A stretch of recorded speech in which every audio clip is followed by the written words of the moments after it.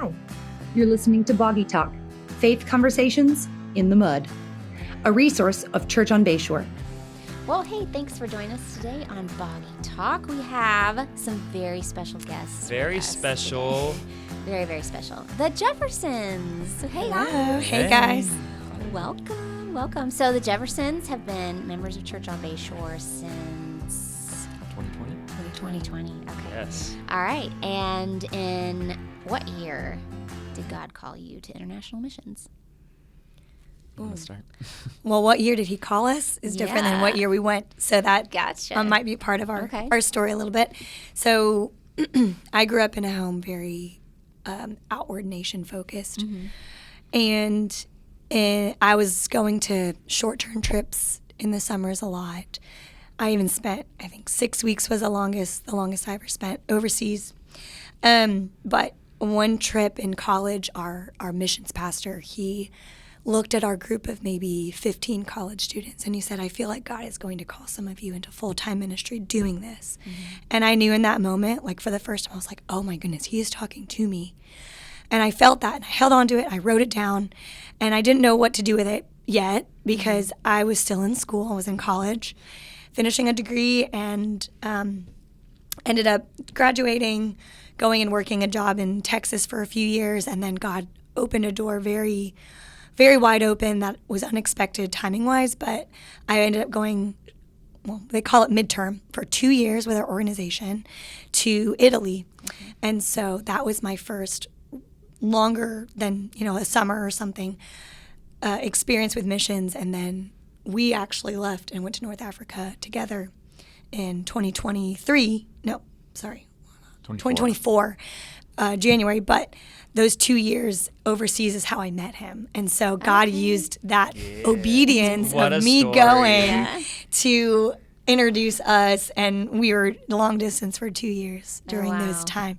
But God was preparing us and shaping us into, who we would need to be. So. Yeah, so for me, I did not grow up in a family that traveled internationally or anything. It was very far from my mind to actually be doing this. Right. Yeah. But in college, I was challenged to read the book Radical. Mm-hmm. And so I read that, and a family in my home church was going, like the father was just taking off from work for 3 months, and they were doing a summer, or I don't know how long it was, but doing a summer overseas. Yeah. And it was just kind of a challenge, like reading that book and then seeing them. And I was like, okay, I felt like you need to do that. Like you need to, go step outside of your context is kind of one of the calls in that book. And so I did that. That was my first time overseas, was a summer in Nepal. Wow. And then from there, kind of coming back, continuing in college, and being very uncertain of how I can reconcile my plan for my life and what I feel like I'm supposed to be doing. Mm-hmm. And so through the year, those couple of years, God made it very clear that I want your obedience and I want you to set your plans aside. And so I started making steps to go overseas. I ended up going to seminary, ended up crossing paths as we were going to both do 2-year terms. And then when we met, just crossed paths, and you were like, hey, where are you going? Yeah. Where are you going? We're like, wow, we're going to be far apart, but we'll see if it works. Right. And if it works, then it was the Lord. Yeah. Yeah. So Sue was in Europe. I was in Central Asia. And when we kind of started, building a relationship, it was always under the understanding that, like, this is what we want to do long term. Yeah. That's awesome. Yeah. So you got married, and then you landed back here in Okaloosa, which was home-ish for you. You're living in Crestview, and this was, your family lived somewhere else, and you kind of scattered a little bit. And then God led you guys to North Africa. So you didn't know that's where you're going to end up. It wasn't like, this is what's written on our hearts. I remember conversations with you guys. You're like, we don't know. But he led you there. So why don't we talk about how that happened?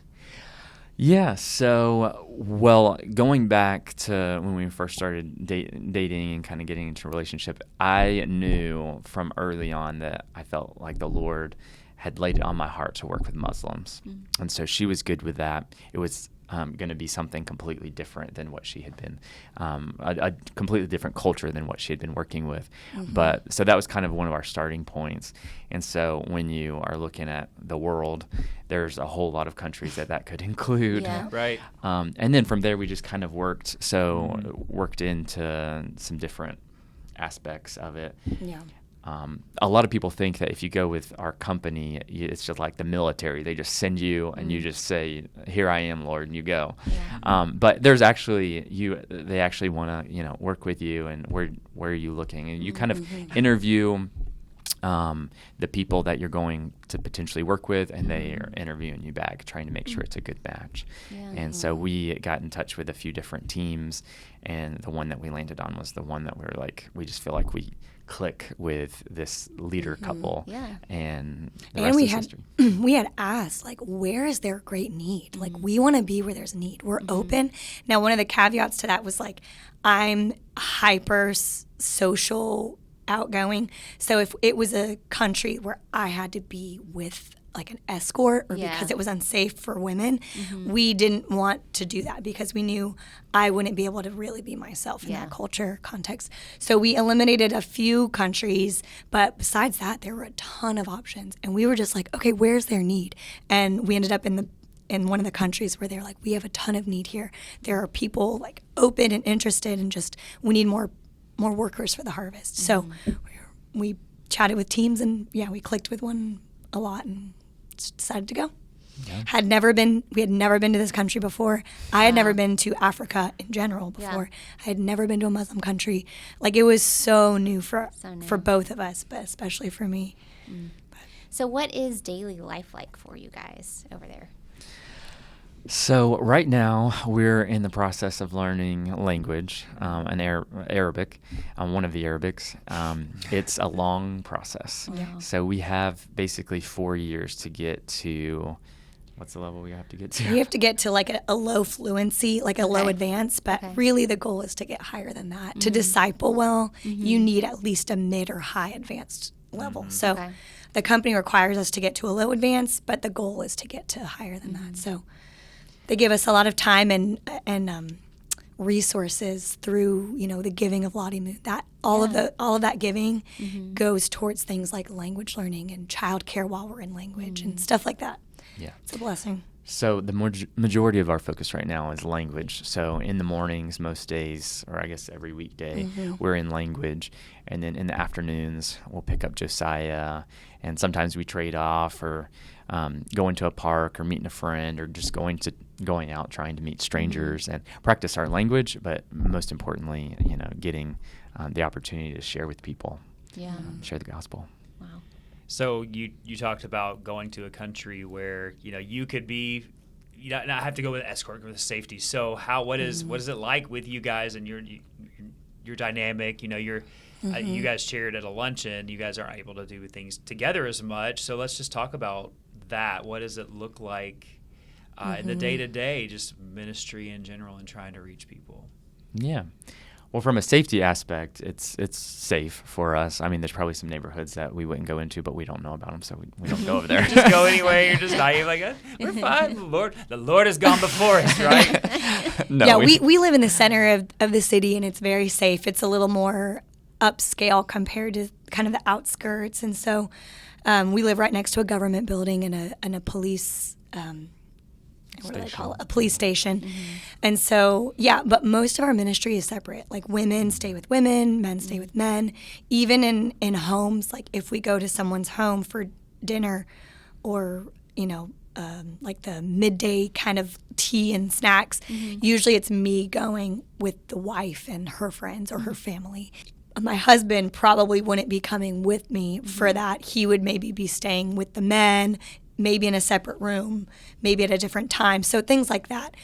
On rare occasion, we have some couple friends who we hang out with together, but that is usually because they are not considering themselves to be devout Muslims or even Muslims at all. So, it is a very different dynamic being married but not doing ministry together. Yeah. With our son, one of us will take him maybe for a house visit or to the park. And if we're together, we might just engage men and women separately. We're not usually going to engage them together. Yeah. So That is really different. So, like, there's no, like, dinner parties where you're just inviting the neighbors over, and Wow. such a different Yeah. mindset, which is an adjustment, right? And yeah, we even asked our language tutor about this. We said, do couples ever do double dates? Like, will a married couple invite another married couple and have dinner? And she said, very rarely. You will not see that because there's so much jealousy in their culture. There's so much of non-trusting. Oh, if I'm with another couple, the husband's not going to trust that husband to not look at my wife in a different way or to flirt. And it's just such a different dynamic. And it's kind of sad because we enjoy hanging out with couples and doing games, and we do find that. And sometimes there's siblings, and they'll hang out with us together. We have a sibling pair that we invite over, and they'll come and play games with us. But that is definitely the exception, not the norm. Okay. So there's not like family gatherings with. Where do the kids usually stay with the mother figure then? Yeah, Okay. normally the kids are with the mom. If you're family, it's different. Okay. So like if there's a group of mixed, couples and there's a big group, you can know like, okay, they're family, Yeah. But if you're just hanging out, it's going to be separated. And even in some families, the men are on this side and the women are on this side of the house. So it's unusual for us. So you guys have lots to talk about whenever you go back to your house then.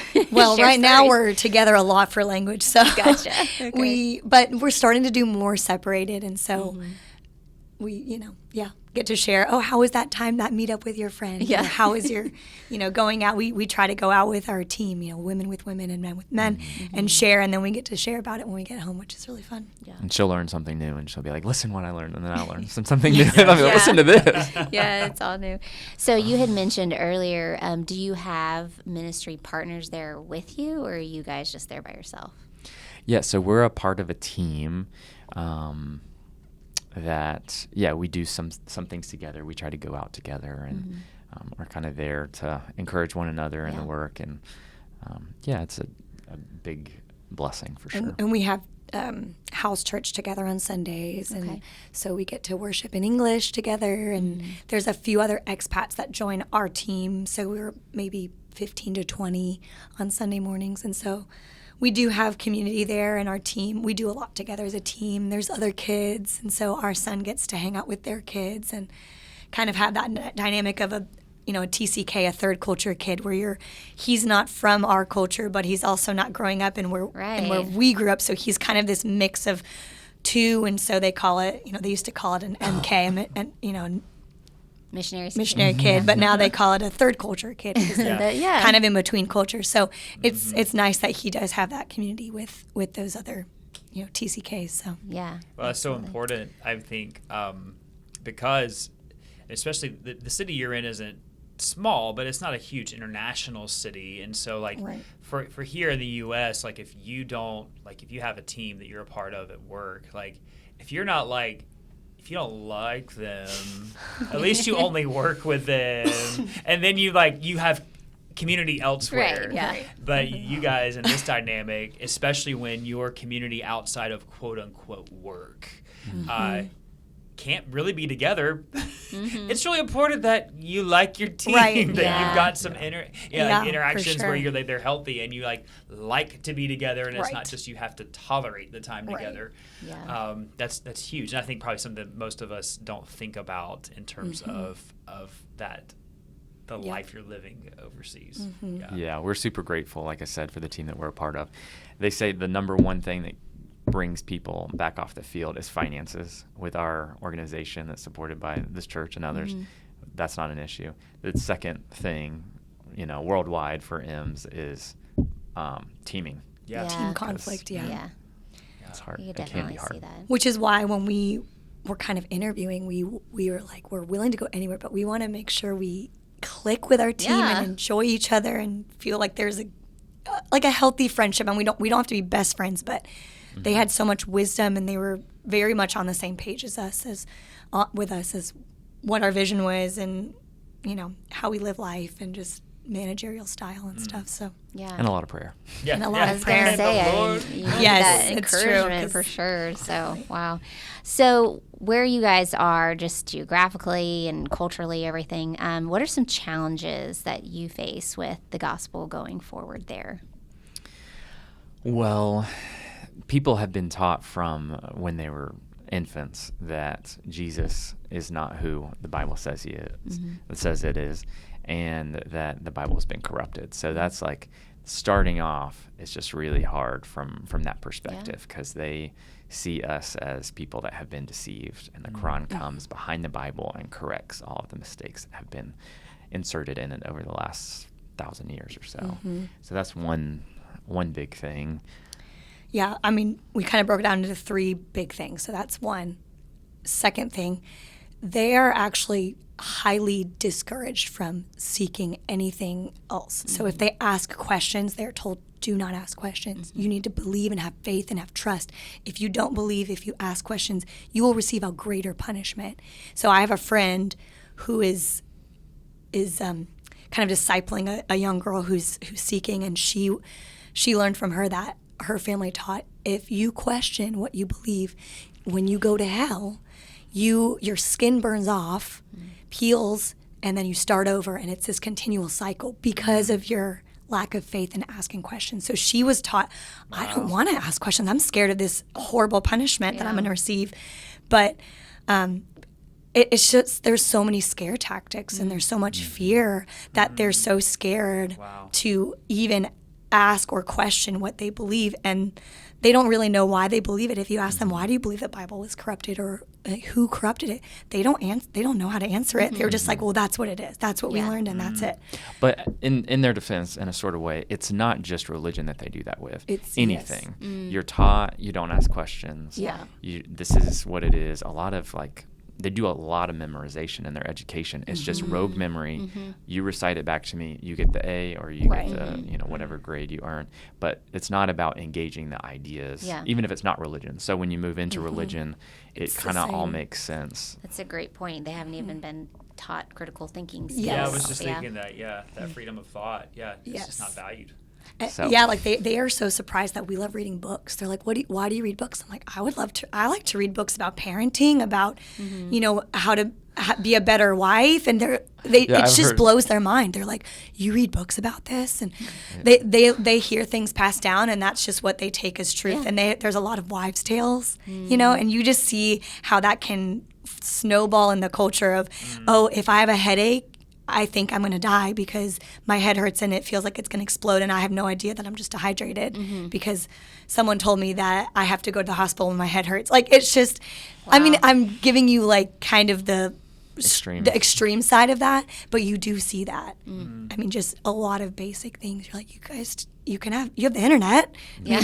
they use ChatGPT too, but it's just so not in their culture to go and research and find things like, why do I believe this? Why do I do this? Well, the education stops for most people a lot younger than it does in the States. True, So that also kind of plays into it. Yeah, for sure. A lot of people never finish high school. Okay. So that makes sense. So that was that? So that was two. number 2. Okay, I was So gonna say, was that the third? The third one. Keeping us on track. I like it. I'm like 1, 2, 3. Can you say it again? So the third thing that really keeps people is the persecution. So a lot of times it's in our specific context, it's social persecution. So if somebody comes to the Lord, generally the government's not going to stay out of it unless they just go onto the sidewalk and start yelling, talking it up. Or trying to translate the Quran. Yeah, That was a big no-no. That is a big no-no. Oh, But really? but specifically, social persecution. So your friends, your family, they might disown you. You might get kicked out of your house if you're in our culture and most Arab cultures. When you're not until you're married, you live with your family, and sometimes after that also.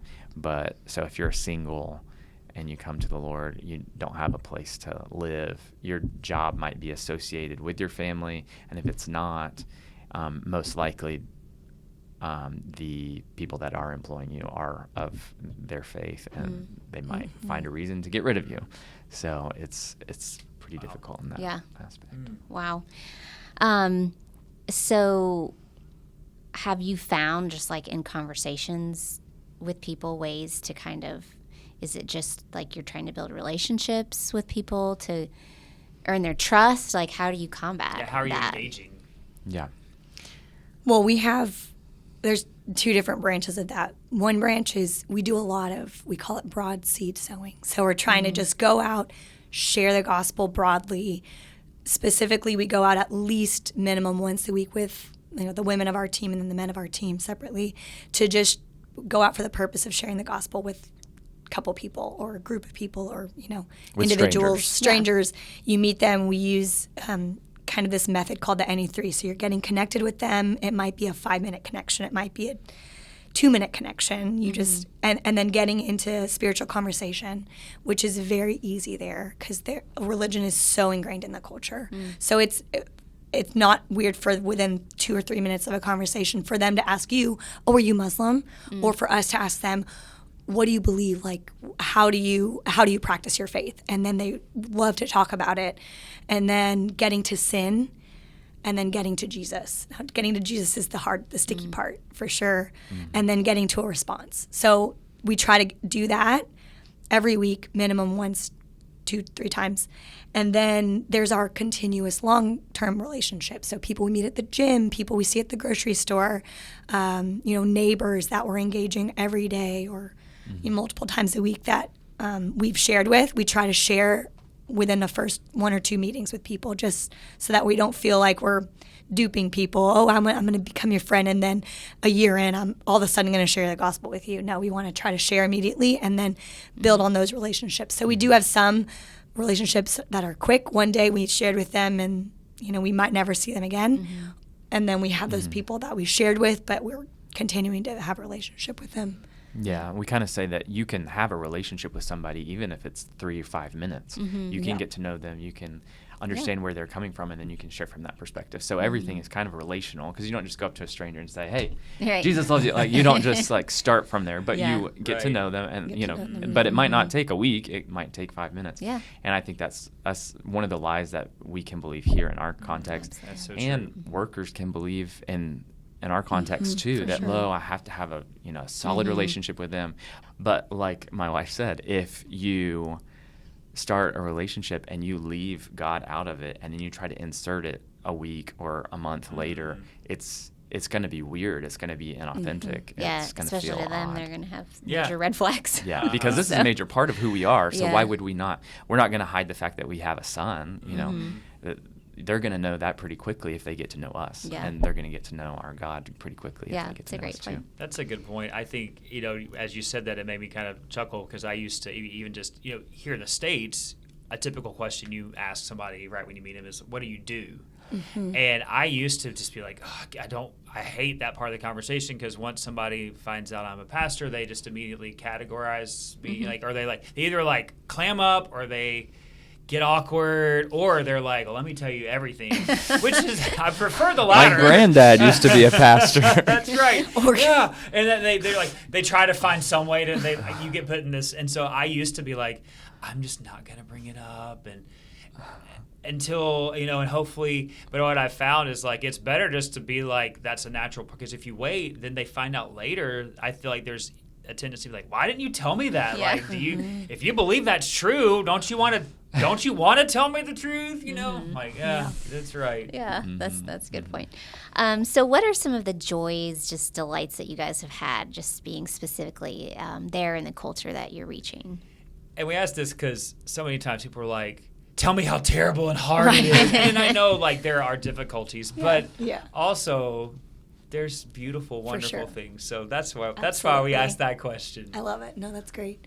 We love our city. We really do. We're on the coast. I think when I thought North Africa, I thought desert. Yeah. But our country is very long, and there is some desert, but there's also mountains. There's also coast. So there's a lot to it, and we are in a really beautiful place. The weather's really nice, and Tyler can talk about the people, but just geographically, it's a great, a family-friendly place to live. So Yeah. Also, I mean, culturally, it's a very warm place. So you can sit down on a park bench next to a stranger and start a conversation.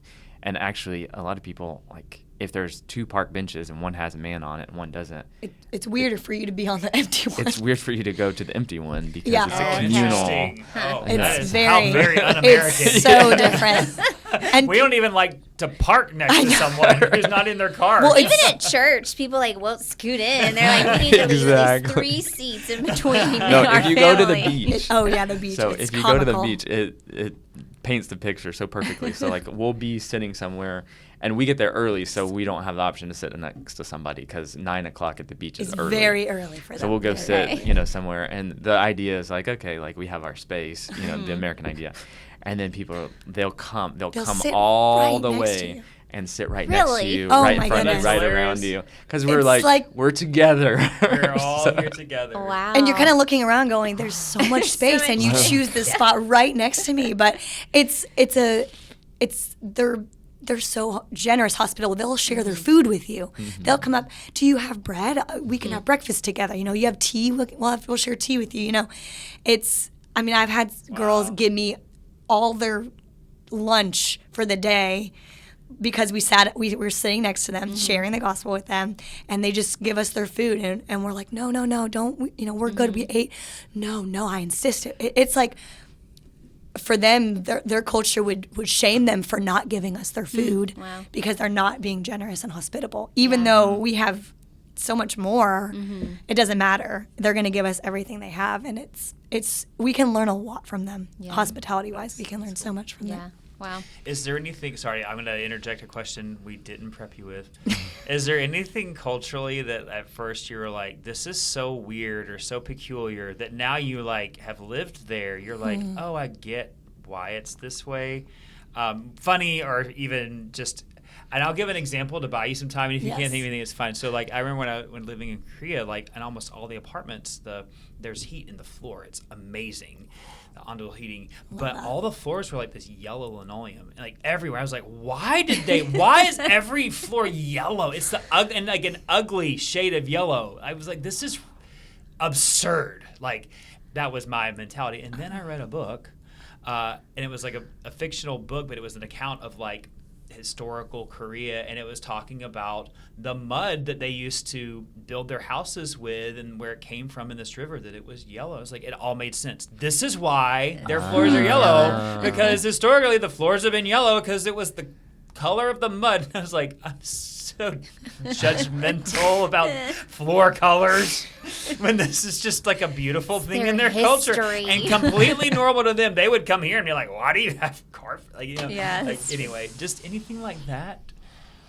I don't know, Off the top of your head? sort of light bulb moment. I don't know. I'm sure we've had them, but it's hard to think of them on the spot. Did you expect the hospitality part? I had heard that Arab cultures are very hospitable, but I had never lived in one. No, I lived in Italy, and they're very hospitable, but I don't think to the point of the Arab culture. Yeah. Yeah. I sort of expected it from Central Asia. It's all the same sort of Yeah, that's true. generosity and hospitality. I don't know. I'm I trying don't to know. think of We're letting something. you down. That's fine. They'll think If of we something think on of their way something, home. we'll add it in. Oh, I mean, got one. I mentioned that light bulb moment the other day about why men have. Yeah. I could yeah. That's share a good that. one. Yeah, you should Share share That blew Yeah. my mind. Okay, so we've been there almost 2 years, and every now and then I'll see an older gentleman that will have like a scar here, and I always on the thought On forehead. your forehead, yeah. And I was thinking, okay, there used to be some procedure back in the day. Yeah. It left this ugly scar, kind of like bless his heart. Like Yeah. everybody has to see that, and he has to live with it. Well, just a few weeks ago, almost 2 years in, I asked my friend, I'm like, what procedure did these guys, what did they have done that like caused that when they were, infants or whatever? He was like, no. That's from kneeling down and praying. And so after decades of praying 5 times a day and hitting your head to the carpet, you get this mark, which it's debated whether or not it's from God or actually from bacteria from the carpet. We've heard it's from bacteria from our believing friends. But not that like that matters. it's actually fungus. Right? Fungus in their head, but the point we haven't is, researched that. The point is, it's an honor. It's an honor. Yeah. Okay. Because that's from praying. It's a symbol and that's of a holy your prayer. person. So Wow. I was able, when I learned that, I was just mind blown. Yeah. And then I start thinking about the Pharisees who are Oh. worried about the outside Yeah. and what's going on inside they're not talking Yep. about. So. Yeah. Man. Wow, Yeah. real life example. That's Mm-hmm. very interesting. Cool.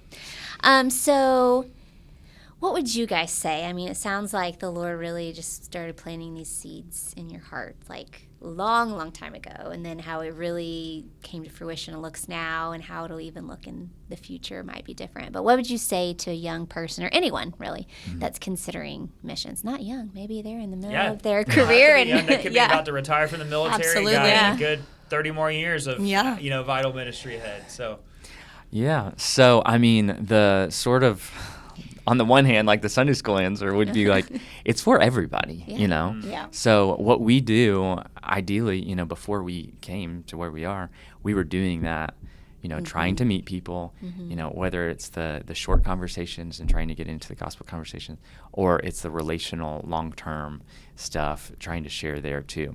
But if international missions, I would say, you know, trying to maybe get your feet wet. Yeah. Going We both somewhere. started with short-term trips, and I think it's really hard to think about going from never going anywhere to I'm going to dedicate my life somewhere. Neither of us did that. We both had experience going to different places, even to feel, is this where God's calling me? Because at first I thought I was going to go to a Latin country because I grew up going to Latin America, Central America with our church fellowship. And so I thought, oh, God's going to have me here. Funny enough, not even close. Right. Totally different culture and language. But God was just preparing me kind of to be flexible for wherever, because when I met him, he felt a very strong calling to a specific people group, which not everybody has. Some people are just called to go anywhere, and some people feel like they're supposed to go to a certain country or certain people, or maybe to an unreached people group, which there are still many of. So I think, getting your feet wet for sure. And our org, I'm a little plug here, our org has a summer program that you can do and a 2-year program, which is what we both did. The 2-year program was midterm. The summer is kind of like a short term, you know, if you're in college or something and you just have a summer. But both of those are great experiences. Yeah. The one that we did was for up to young 30s, but there's one for retirees that we've met people that are a part of. But what was the mantra you said earlier? You said, yeah, we learned, don't ask why should I go, ask why should I stay. Oh, that's good. That's good. That's good. Yeah. Just thinking about the billions of people that have never engaged the gospel, and you know, when you look at our city and the amount of believers that are in it and the amount of lostness that there is, it's like you're going out and it's almost like God is allowing this person that you're sharing with like to win the lottery that day, because so few people are going to hear the gospel in that day, and they get that opportunity. And just, I don't know, the vast lostness is so motivating to try to recognize, and that's kind of what I had to do in those kind of college years, is recognizing, okay, like, what is the need? Like, what's going to matter in 1,000 years? And just really trying to dig into some of those ideas. And I read a few different books that really kind of pushed me, like, you know, what's important. This is what God's calling you to.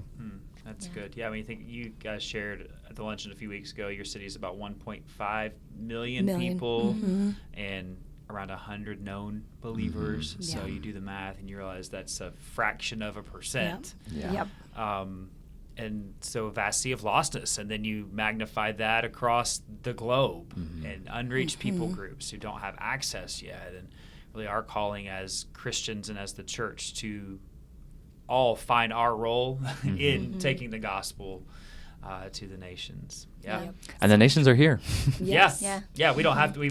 We should be going, but we don't have to go to have the opportunity to share. Yeah. It's so funny. While we've been here, I feel like my eyes are drawn to anyone wearing a head covering. I'm like, I wonder where she's from. I wonder where they're from. Like, I love engaging Muslims now because they're so willing to talk, and I want to pick people's brains that are here now. Like, what are you doing here? And do you have family back somewhere? And have you, what do you believe? What do they believe? Because, you see both conversions. You see Muslims convert in Christianity, and you see Christians. Well, I don't even know what to call them, but you see people, they tell us, we've seen Instagram of people becoming Muslims from Christian. We're like, well, they might be Westerners, but I don't know about that. But anyways, I mean, it's so interesting how God, when you're obedient to go, he changes your heart too. Because I had never really done ministry with Muslims. And now I'm like, I want to go talk to that girl covering her hair with a hairdress. And I would have been almost intimidated / like scared before. And for no reason, just because I didn't know what to do. Right. I didn't understand. So yeah. Well, you guys have so much wisdom, and that was just a beautiful story and very, very encouraging. To close this out, how can we pray for you all? Well, language is a big one. We're going into our 3rd year of language, and it some days feels really good, and some days feels like we're just getting by. Like it's a grind. You just want to snap your fingers and know, but it takes so much time to go from we had zero language to being able to disciple someone. I mean, just imagine all the language and the grammar and you don't want to say the wrong thing because you don't want to be in English. Exactly. So just for language perseverance, it feels so monotonous to say that every month, but we do feel that, and God has been very faithful, and we've had amazing language teachers. We're praying for one of our main tutor, who we've had since the very beginning, is not a believer. She has heard the gospel. She's worked with a lot of workers, but we're just praying for her every day because she and I become really good friends. But she's had a lot of hurt, even though she's never been to church, like that church hurt idea, but she's had like worker hurt. Workers who only wanted to talk to her if she wanted to do a Bible study kind of thing. And so I think we're just praying that we love her well and that she does come to believe, because I think she just needs, everyone needs the gospel, but we want her to really believe. So, and I would say just perseverance in language, but also just in being there. Some days are hard, being away from family and your culture and having to deal in another language. Being here the first few days, I was like thinking to myself, I can go up to the counter and not have to think about what I'm going to say before I get into the conversation. It's so great. It was overwhelming. When we first got here, we were so overstimulated in the airport. We're like, we can understand everybody. Like we without can even trying. Without trying. Like it was crazy. But now we're used to it. But just the perseverance and that God would just continue to be our rock, and that would be what keeps us going and keeps us there. And we're just praying for our country and all of North Africa. When you really start looking into Islam and breaking down some of like the problems, there's just so many problems in Islam. If you were going to make a religion, like I don't know how you would come up with this one, because it has so many gaping holes. And I say that to say, when the Holy Spirit is ready and things start catching, I just feel like it could just fall down so quickly, because it's just it's such a broken religion. Absolutely. And I think kind of propped up with some of the systems you were talking about, like you don't question, you just do, propped up by authority, and power. There's countries where it's illegal not to do the fast at Ramadan, and so like you're dealing with even the government just pushing that on the people. And we just have a burden for the local body. It's very, even though there's 100 to 150 believers in our city, not that many are involved in churches. They're all house churches. There's disunity. There's lack of commitment. There's this idea too, like if I go to the church, maybe they'll give me something. And so you don't want to distrust, but it's hard because people are needy financially and with resources. There's just you're always sort of doubtful, like, is this really, are they really interested, or are they just looking to get something? Are they looking for food or money? Or, I mean, and not always, but we have experienced that already. Yeah. Well, I think it's really hard for workers that come from the American culture, and you have a lot of financial blessings that people could never dream of. Right. And then you have to balance being generous with causing a stumbling block because, like she said, you don't know. Are they here for Jesus, or are they here to see, maybe I can have a connection to a Westerner, and maybe that can lead to this? And so it's really hard to Need a lot So of You for wanna be wisdom generous, too, for but- wisdom and discernment in that, because it's really tricky. Like, I have felt so burdened sometimes, like, am I not being generous? Like, I want to be generous, but sometimes it's unwise to be abundantly generous because you don't know if they're just going to come back. It's so that hard. whole when helping hurts, thing part of it. Yes. So, And that's real. Right. It's a real problem. And so, well, we are continuing to pray for you guys, and thanks for sharing those things. Thanks for being here. Yeah, thanks This for taking is time so out great. of your short time in Yeah. the States to do this, to record it, and Yes. encourage people. So Yeah, we loved Absolutely. having you back. Well, thanks for joining us on this special, and we will see you guys next time. Thanks for listening to Boggy Talk. We are so glad you joined in the conversation. Go ahead and subscribe so you don't miss a beat.